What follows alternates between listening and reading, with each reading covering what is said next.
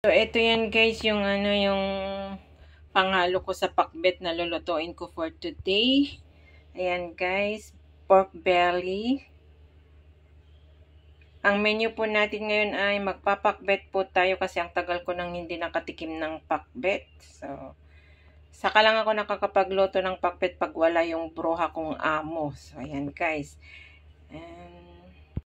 Ito po yung aking sangkap na lulutuin for today guys. Ito yung okra, ampalaya, yung aking sangkap na pangrekado, luya, bawang, sibuyas at saka kamatis, sitaw, talong. Ayan, yung supposed to be patani pero walang patani dito. So, ang ginawa ko yung pearl bean na parang patani rin dito sa Singapore. Meron akong konting malunggay kasi napakamahal ang malunggay. 4 na piraso lang yung malunggay is $2.35. Ay, 65 cents. So, yan lang ang nabili ko sa malunggay, guys. So, di bali kahit meron ng konti. Tapos, ito po yung yung bagoong isda po. Pero hindi lahat bagoong isda yan. Konti lang yung bagoong isda niya kanina. Tapos, linagyan ko na po siya ng water para hindi maalat po. So, yan yung ko, pang sasabaw ko later. So, ayan guys, ang aking mga sangkap. Wala po akong kalabasa kasi hindi po ako pan ng kalabasa pag nagluluto po ako ng pakbet. Gusto ko ganito lang po yung pakbet ko talaga kasi ayaw ko yung medyo matamis-tamis na So, ayan guys, ang aking sangkap for today sa aking pagluluto na pakbet. So, let's start na guys kasi nagugutom na ako. Hindi pa ako nagbre-breakfast is patanghali na. Kaya nag-support pa ako sa mga premiere nila. So, ayan guys, let's start na sa ating pagluluto for today.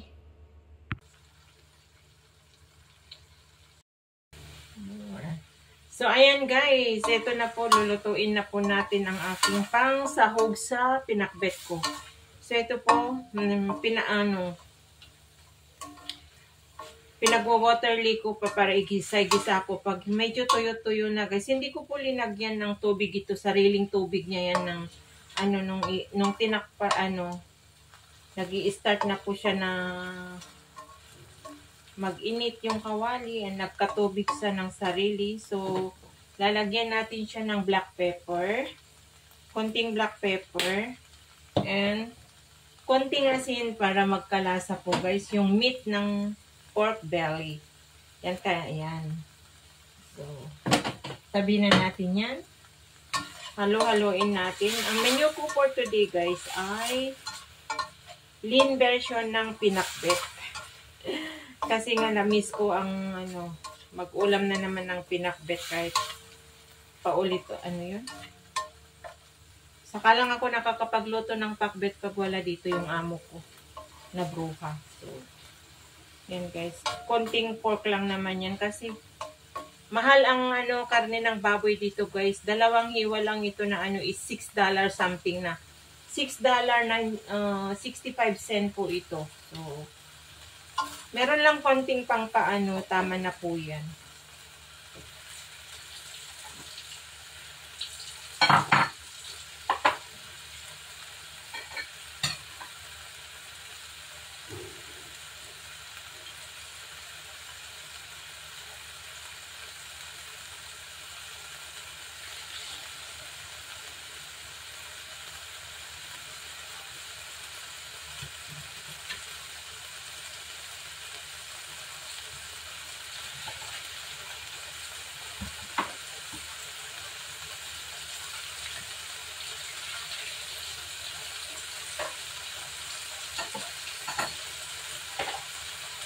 So, yan. Wala na siyang, guys.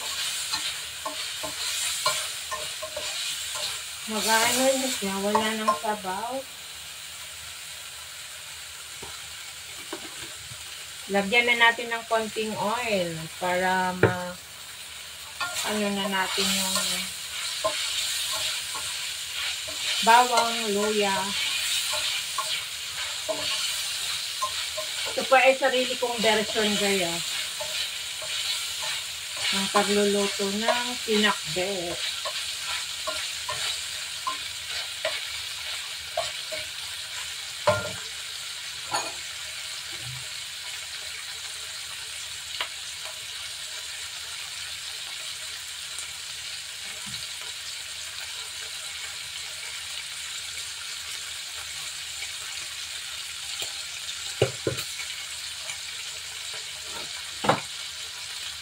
Lalagay ko po yung bawang.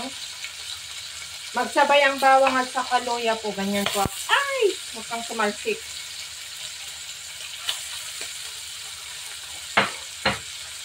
Para mawala yung lansa ng meat, guys. Ganyan po ako magluto ng aking pinakbet. Igigisa ko muna yung bawang at saka luya. Haluin natin yan. Di baka masunog.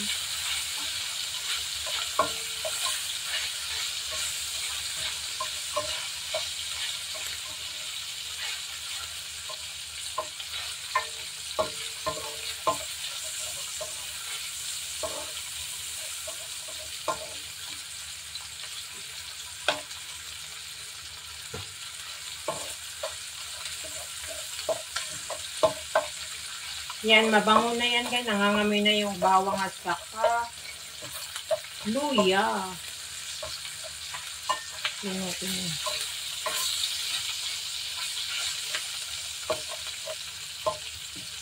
Tapos, isunod ko po yung sibuyas.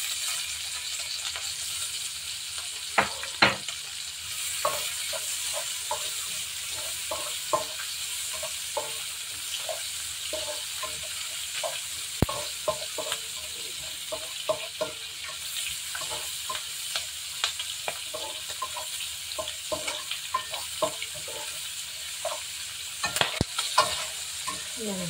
Mix na natin lahat kasi pumuputok-putok na.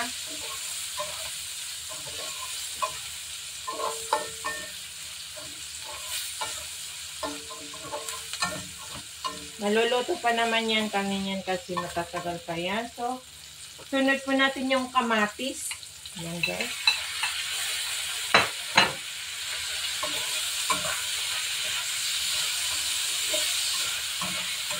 Ito po yung style ko na magluto po ng pinakbet.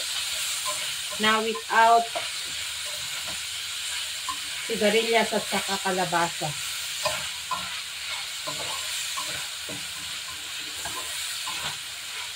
So, since yung ano po, yung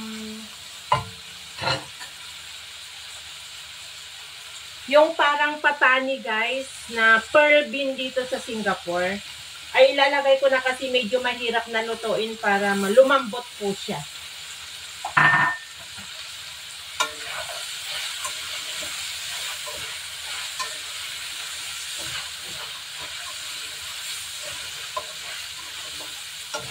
And ilalagay ko na po yung sabaw ng bagoong.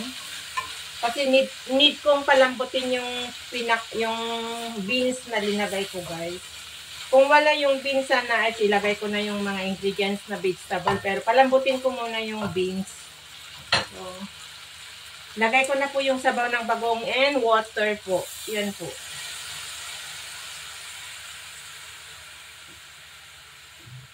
May dagdag na po na tubig yan. Hindi pure na bagoong kasi maalat pag ano. So, yan. Ganyan, guys, palambutin muna natin yan. Lutuin muna natin ng konti yung, i-half-cook muna natin yung beans niya. And then after that, ay ilagay ko na po yung sangkap kong vegetable. At para malumambot din ng konti yung meat niya, yung ano niya, guys, sahog niya na karne. So, slow fire lang po natin siya. Yan, para lumambot po siya. And ilagay ko po yung chicken nor cube para lumasa na yung sabaw.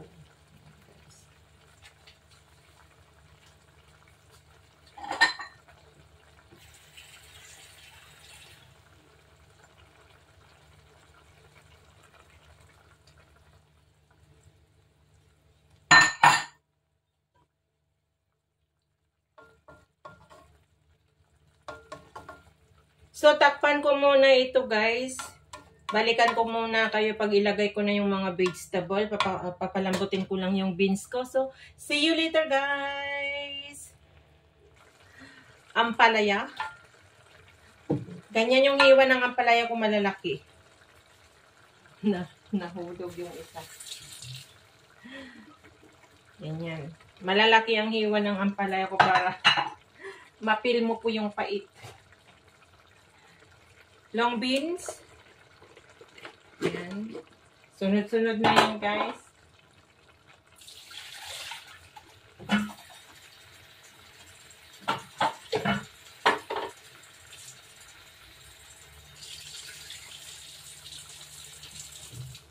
Talong. Yan.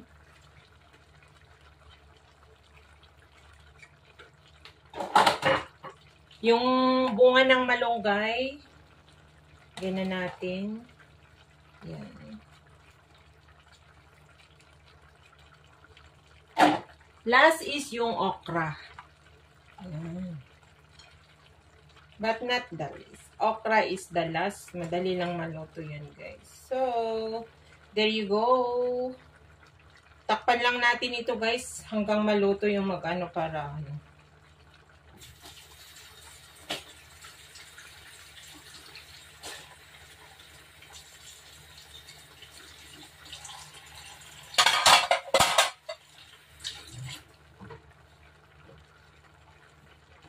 Ganyan lang kasimple magluto na. Bakit?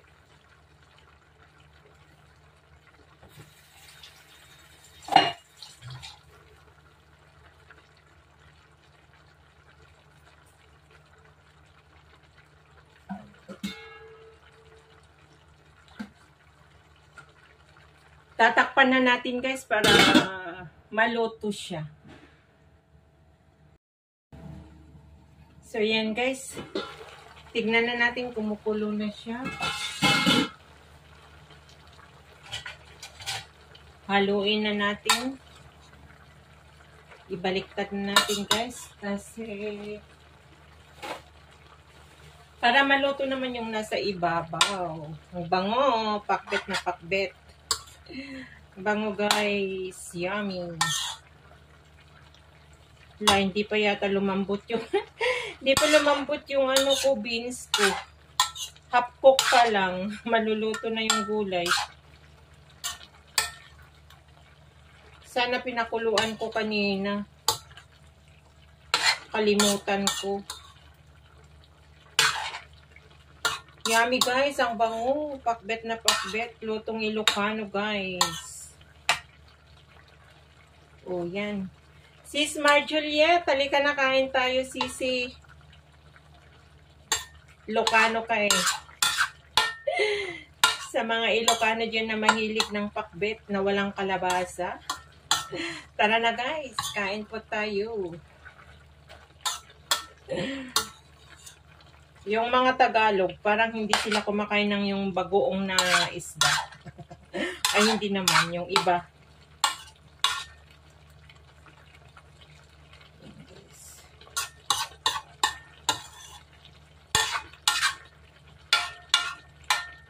Ang sarap. Ito po ay marami siya pero maglalagay ako sa Tupperware na itatabi ko for another meal. Tapos yung iba, share ko sa dalawa kong kaibigan. Magbibigay ako sa dalawa kong kaibigan, si Jet at saka si Patty.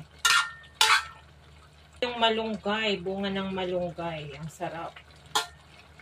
Is marami po kami sa harap ng bahay ang tanim ng malunggay. So titikman ko yan, guys, kung tama na yung lasa niya.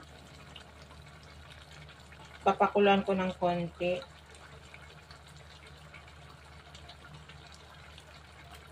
Wow. Perfect. Hindi na ako magdadagdag ng any kasi nga tama na po yun. Tama yung lasa niya. Tignan niyo po yung ano ko, yung tsansya ko doon sa bagoong na linagyan ko ng tubig. Yun po yung pinangsabaw ko. And yung meat kanina nung linuluto ko yung karne niya is linagyan ko ng black pepper at saka asin para magkalasa yung meat, guys. So, ang sarap. Mas masarap pa sa luto sa Lucky Plaza. Cannot move on the maalat na food.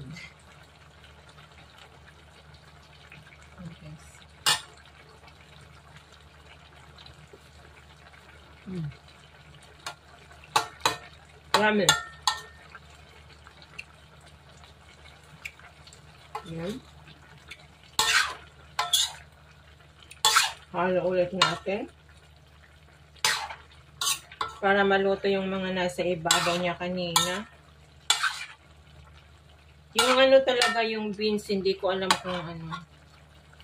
Half cook lang itong beans nyo, guys.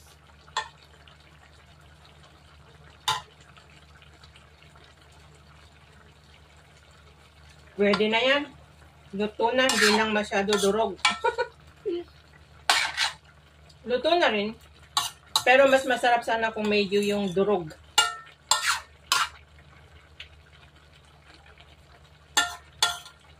Nakalimutan ko kasi pakuluan kanina ng separate. O yan. Ang pakbet ni Lynn Official, guys. Yan ang malunggay.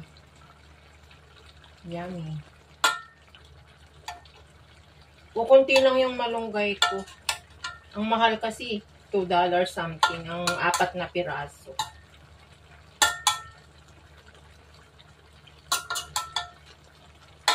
So, ayan guys. Kung sino yung ano, mahilig sa pinakbet, come and join me to eat lunch for today, guys. Ang sarap. Yummy. Mapaparami ang kain ko nito, guys.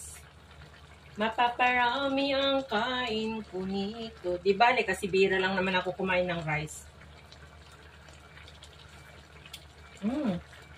Yummy. Perfect yung sabaw niya. Hindi siya masyado maalat. Katamtaman lang.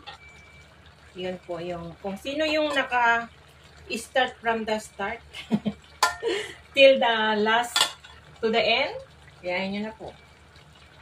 Mostly ganito po ang ano namin, sa lugar namin ang pakbet namin ganito. Tapos meron yung sa bidukong sa Ilocano, yung sigarilyas. Yun po.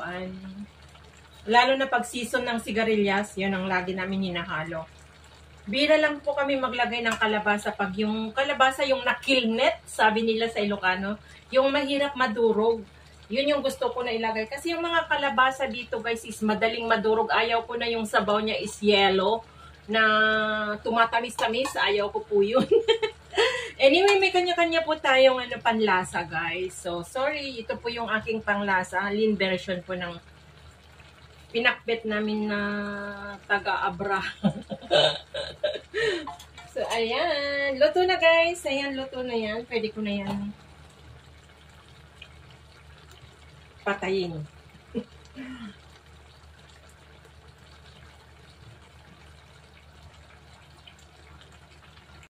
So, ayan guys. Luto na ang aking pinakbet. So, there you go guys. Kain na po tayo at bibigyan ko po yung kaibigan ko, kapitbahay ko at saka yung isa. So, hope you enjoy watching sa aking pagluluto ng Ilocano version ng pinakbet guys. So, ayan. Yummy. Ang sarap. Yummy, yummy. O, diba? O, diba? Kahit mahal yung ingredients niya na malunggay, once in a full moon lang naman, ayan yung pork niya. So, ano pang hinihintay natin guys? Kain na, kumuha na kayo ng rice nyo dyan at sabayan nyo na po akong kumain ng lunch at breakfast. Hindi po ako nagbre-breakfast. So, sinasabay ko ang lunch at breakfast ko po yan para isahan na lang kanyan guys. So, hope you enjoy watching again. Ingat and God bless po sa atin lahat guys. Tara na. Lapangan na guys ng lunch po natin. Thank you sa mga walang sawang sumusuporta po sa akin. Sa mga simple videos ko guys. Maraming salamat again sa I love you all guys. Maraming salamat. Happy weekend everyone. Thank you guys. I love you all. Big shout out sa biyahe ni Dad Pam. Ingat-ingat po tayo dyan sa Pilipinas. Lalo na ngayon maraming bagyo na dumarating. And sa aking anak, congratulations anak, natapos na rin ang iyong paghihirap sa iyong board exam. And ingat kayo din dyan sa atin. I love you all guys. Sa mga organic supporter ko, sa mga silent viewer ko, big shout out sa mga member ko guys. Maraming salamat. And kay CCD, kay Baby Pau, ayan, kay biyahe ni Dad Pam. Daddy, mega love shoutout sa iyo dyan. And kay Tatay June, sa lahat po ng mga nakasupport at kay Kabatid Batang Summer, mega love shoutout na din sa inyo dyan. Sa lahat po, maraming salamat. Hindi ko na po kayo maisa-isa. Big shout out kay Sis Marites Kawamora, Ate Stella, Sis Marites Pansito, Brother Project 89, Sis Brenda Guapo Ragon, Kapatid Joel de Guzman, Sis Lydia. Sa lahat po, bye everyone! Kay Sir Jesse Panorero, Ate Salsari, shout out. Kay Sir Yunbi, kay Kabsat, bye-byein, and kay Kabsat Ken Jegob. Ayan, alam ko nandyan lang kayo na naka. Biggie yan, guys. Love you all.